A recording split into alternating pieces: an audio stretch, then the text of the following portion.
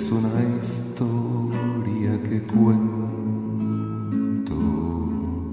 de una niña, no tenía 15 años y partió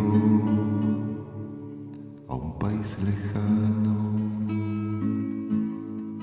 Con amor, un niño quedó esperando,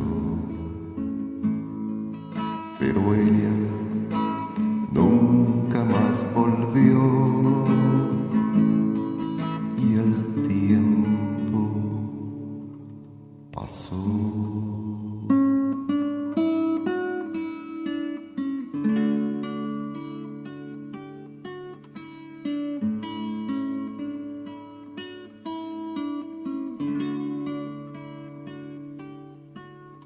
Esperar mirando el horizonte,